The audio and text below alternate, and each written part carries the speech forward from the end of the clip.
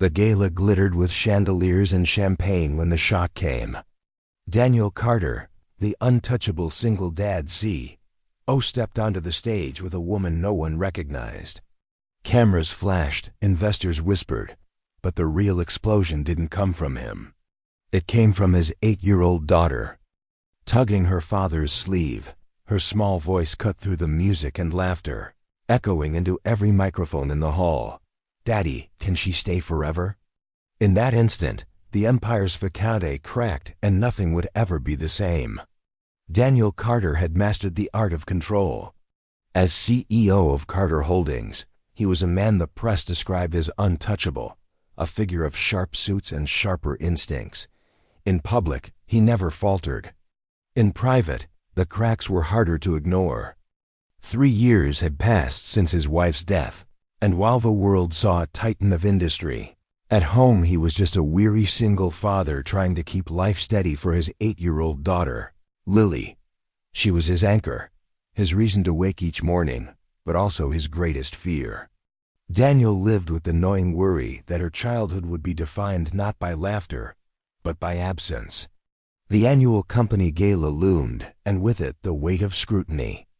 This year promised to be more cutthroat than most, shareholders restless, competitors circling, journalists eager for the slightest sign of weakness.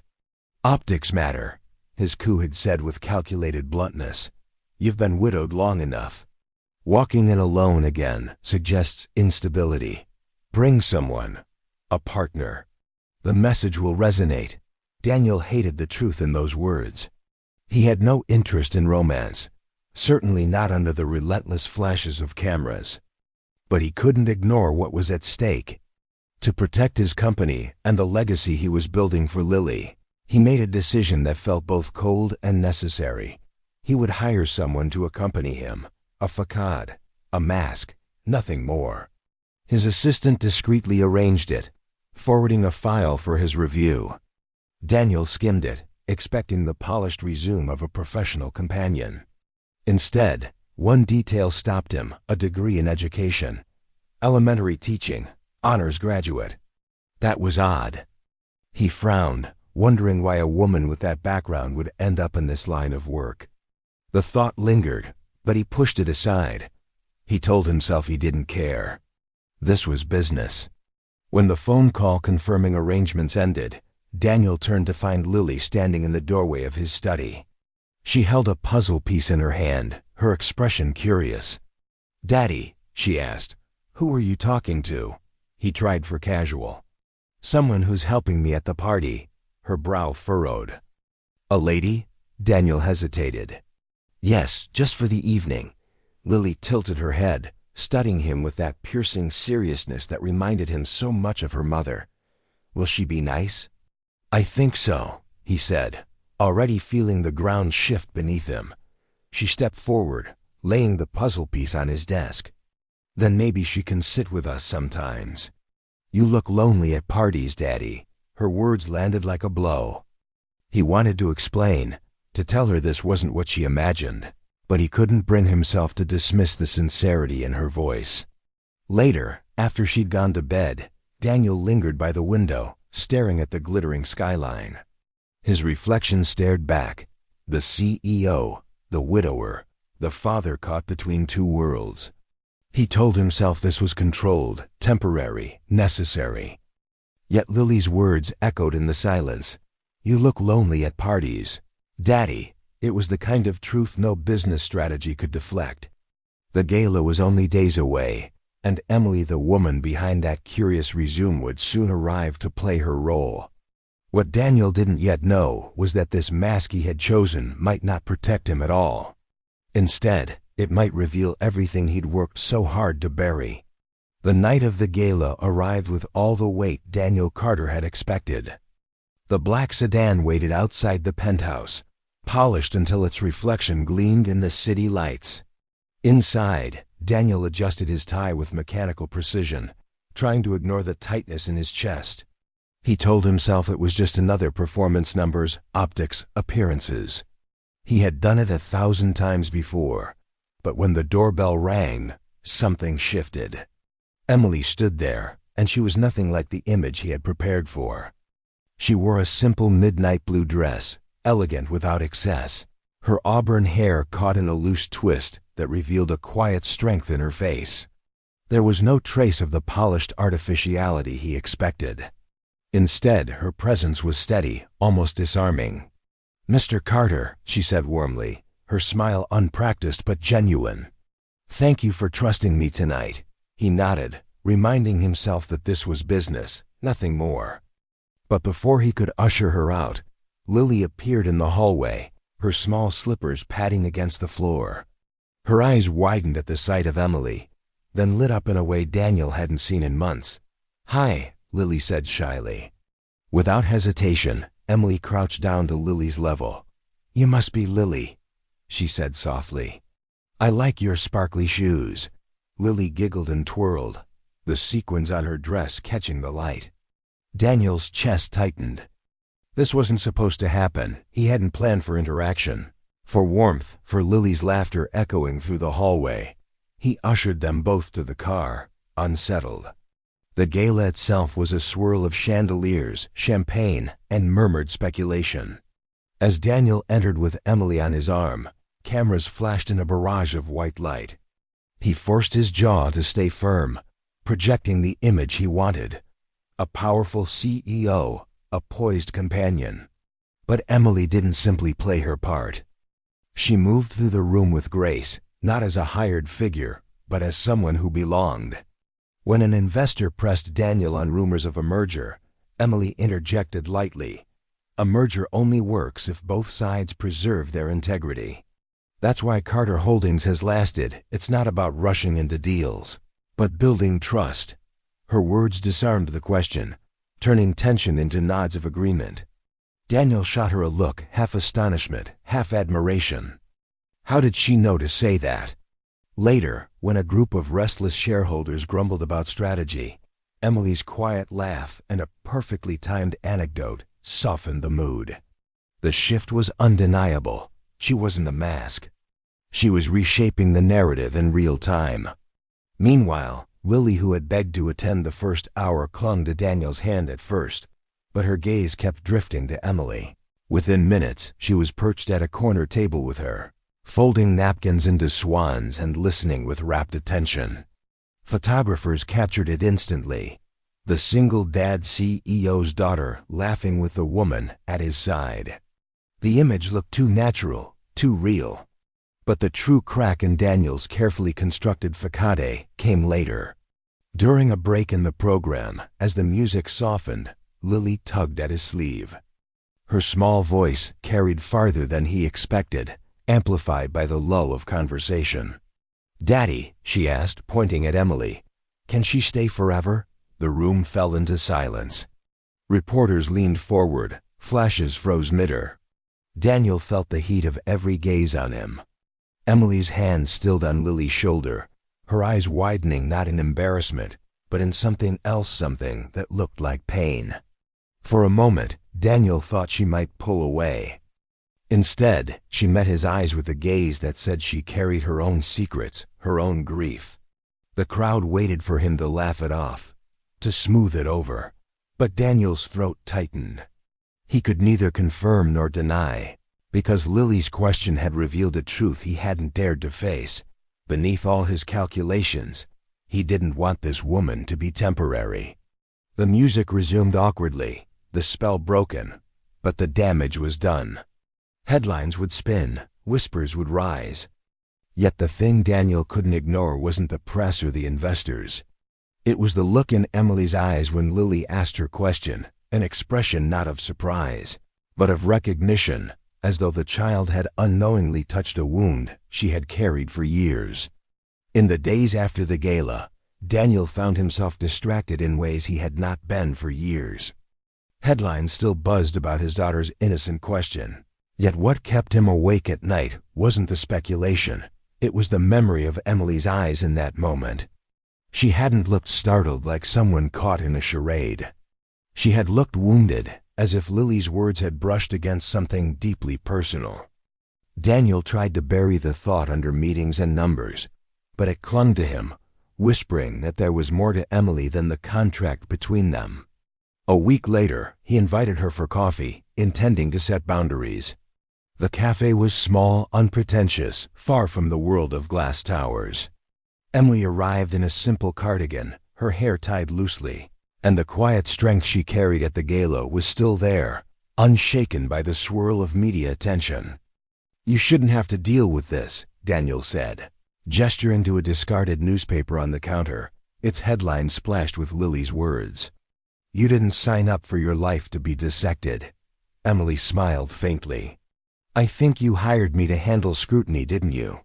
The funny thing is, children don't see contracts, they just see people. And sometimes, they see the truth faster than we do." Daniel studied her, unsettled. "You speak like you know children well." Her gaze flickered, shadowed for a heartbeat. "I used to be a teacher," she admitted. "But life has a way of rerouting us." She offered nothing more, her tone drawing a line he instinctively knew not to cross. He wanted to press, but his phone buzzed urgently. It was Lily's school. She had a fever, and the nurse asked him to come immediately. Panic surged through him. By the time they reached the penthouse, Lily lay curled on the couch, cheeks flushed with heat, her small body trembling. Daniel felt that old terror rising, the memory of hospital monitors when his wife had died, the helplessness of not being able to fix what mattered most. He barked orders to the pediatrician over the phone, his hands shaking so badly he dropped the thermometer. Emily knelt by Lily with a calm Daniel could not muster. She wiped her forehead with a cool cloth, humming softly, her voice steady. Then she reached into her bag and pulled out a worn, leather-bound notebook. She opened it carefully, as if it were fragile. "Do you want to hear a story, sweetheart?" she asked Lily. The child nodded weakly. Emily began to read, her voice weaving gentle magic. A tale about a brave rabbit who built a home from scraps of the forest. A rabbit who never gave up, no matter how dark the woods became. Daniel listened, frowning. The story was odd, too intimate, not like a fairy tale plucked from memory. "Who wrote that?" he asked quietly. Emily paused, her hand resting protectively on the notebook. "A little boy I once knew," she said simply, before continuing. Lily's breathing eased as she drifted into sleep, soothed by the cadence of Emily's words. Later, in the kitchen, Daniel confronted her. "That wasn't from a book." "Who was he?" Emily held the notebook against her chest, her eyes heavy with something Daniel couldn't name. "Not tonight," she whispered. "Some stories aren't ready to be told." Daniel wanted to argue, but the sight of his daughter sleeping peacefully, thanks to this woman he barely knew, softened him. For years he had believed he alone could shield Lily, that control and provision were enough. Yet tonight he saw what Emily had shown with quiet certainty, that love wasn't about fixing everything, but about being present, steady, human. When Emily left, Lily stirred and whispered, "Daddy, can she come back tomorrow?" Daniel kissed her forehead, unable to answer, but inside he felt the foundations of his carefully guarded life begin to crack. And for the first time, he wondered if those cracks were not signs of weakness, but openings doors to something he had long believed was lost forever. The leather notebook lingered in Daniel's mind long after Emily left that night. He found himself staring at the empty space on the couch where she had sat reading to Lily, her voice steady while his own hands had trembled. Something about the way she had clutched that notebook, as though it were both anchor and wound, gnawed at him. He knew there was a story there, one she wasn't ready to tell, but he also knew he needed to hear it. Days passed with Emily visiting more often, though she always pretended it was casual. She helped Lily with schoolwork, joined them for simple dinners, and even teased Daniel once when he burned toast. The atmosphere in the penthouse shifted less hollow, more like a home. Lily's laughter filled the rooms that had long been silent, and Daniel found himself watching Emily in quiet moments, noticing the sadness that sometimes flickered behind her smile. One evening, when Lily was asleep, Daniel found Emily lingering at the dining table, the notebook resting in front of her. She seemed lost in thought, her fingers tracing its worn edges. He sat across from her, his voice lower than usual. "You've been carrying that notebook like it's part of you. Whose story is it?" Emily's eyes glistened, but she didn't look away. "My son's," she said finally, her voice breaking on the word. Daniel froze, every muscle tight. She took a shaky breath and continued. "His name was Matthew. He was 6. Bright, stubborn, always scribbling little stories. That one I read to Lily about the rabbit, he made it up. He wanted to be an author. And then, one rainy afternoon, a car ran a red light. I lost him before I could even say goodbye." Silence pressed between them, heavy and raw. Daniel's throat tightened. He thought of his own loss, the way his wife's sudden death had shattered his world. But the thought of losing a child, it was unthinkable. Emily wiped at her eyes but kept talking, as if she had held the words in too long. "After that, classrooms became unbearable. Every child reminded me of him. I left teaching, left everything. I couldn't stand the thought of being needed and failing again, so I drifted. Until this arrangement. I thought it would be easier to play a role than to live in the shadow of what I lost." Daniel reached across the table, covering her hand with his. "Emily," his voice cracked, and he let it. For years he had kept his grief locked away, believing vulnerability was weakness. But tonight he let it spill. "When my wife died, I buried myself in work. I told myself I was protecting Lily, but the truth is, I was hiding from her, from the memories, from myself. I thought if I controlled everything, I couldn't lose again, but I was wrong." For a long moment, they sat like that, two people bound not by pretense, but by loss. Emily's hand trembled under his, yet she didn't pull away. Instead, she whispered, "Grief doesn't disappear. It just changes shape. Sometimes it softens if you let someone carry it with you." Something inside Daniel shifted. He had spent years believing love was a risk he couldn't afford, that opening his heart again would invite disaster. But as he looked at Emily, he realized that love wasn't about avoiding loss. It was about choosing connection, even knowing the cost. Over the next days, Lily became the bridge they hadn't known they needed. She begged Emily to join them at the park, her laughter ringing as Emily pushed her on the swings while Daniel stood nearby, arms folded but heart lighter than it had been in years. At home, Lily proudly handed Emily a drawing she had made. 3 stick figures holding hands beneath a bright sun. "It's us," she said, her voice certain. Daniel studied the picture, his chest tightening. For the first time since his wife's death, he allowed himself to imagine a future not of survival, but of family. That night, Daniel tucked Lily into bed and found the drawing folded neatly under her pillow, as if she feared he might forget it. He didn't. Standing by the window afterward, Emily beside him, Daniel knew the truth. She was no longer a mask, no longer an arrangement. She was becoming part of their story, as essential as the air they breathed. The second company gala arrived under a storm of speculation. The press had feasted for weeks on Lily's innocent question, spinning it into every possible headline. Was the single dad CEO finally in love? Was the mysterious woman just another arrangement? Daniel Carter had weathered storms before, but this time the stakes were different. For once, it wasn't about optics, it was about truth. And truth terrified him more than any hostile takeover. Emily had grown quieter as the date drew near. She still visited, still cared for Lily with patience and warmth. But Daniel noticed her glances lingering at the door, the way her hand sometimes brushed the leather notebook she carried.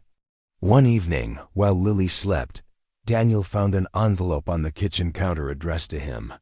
The handwriting was neat but trembling. His chest tightened as he read, "Daniel, I never meant to stay this long. Lily deserves someone permanent, not someone broken. You deserve peace, not someone haunted. I'm leaving before I make promises I can't keep. Thank you for letting me remember what family feels like." The letter nearly gutted him. For hours he sat at the dining table, staring at the words until they blurred. The thought of Emily disappearing after she had eased Lily's laughter back into their lives, after she had touched the very core of his grief, was unbearable. For the first time in years, Daniel felt not control, but desperation. He realized he wasn't just protecting optics or stability anymore. He wanted her. Not as a mask, not as an arrangement, but as family. When the gala night came, Daniel walked into the ballroom with Lily's hand in his other hand clutching the letter folded in his pocket. The chandeliers glittered, cameras flashed, and questions flew. "Mr. Carter, where is the woman from last month? Was it just for show?" Daniel paused at the podium, the envelope burning against his chest. He scanned the crowd, heart pounding, until he saw her Emily, standing at the far edge of the room, as if torn between leaving and staying. He took a breath and spoke, his voice steady but raw.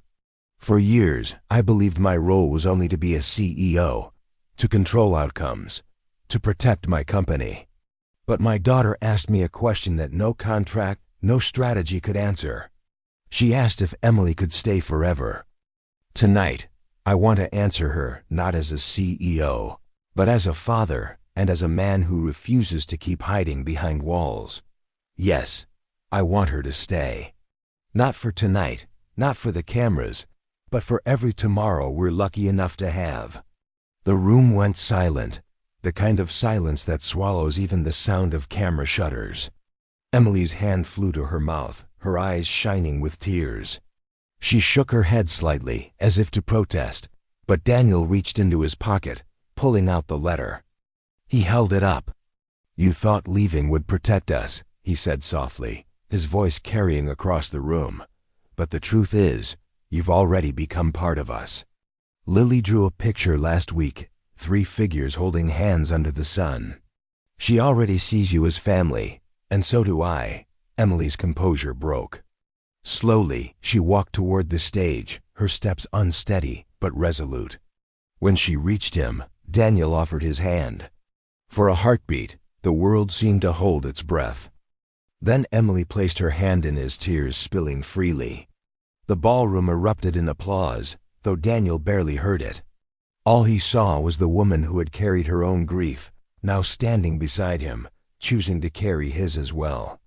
Later that night, back in the penthouse, the grandeur of chandeliers replaced by the soft glow of kitchen lights, they shared takeout boxes and laughter. Lily proudly displayed a new drawing, this time with a big red heart surrounding the 3 stick figures. "See, Daddy?" she said, her eyes bright. "Now it's forever." Daniel kissed the top of her head, his voice thick with emotion. "Yes, sweetheart, forever." He glanced at Emily, who smiled through her tears, and for the first time in years, Daniel felt not just like a protector, but like a man who had finally found the courage to love again. In the end, it wasn't the cameras, the contracts, or the chandeliers that mattered. It was a child's simple question that broke open 2 guarded hearts. Daniel learned that being a father meant more than providing. It meant daring to love again. And Emily discovered that even the deepest grief can soften when someone is willing to carry it with you. Together, they found that healing doesn't mean forgetting, it means building something new, fragile and beautiful, from the ashes of loss. If this story moved you, please like, share, and subscribe to Soul Stirring Tales.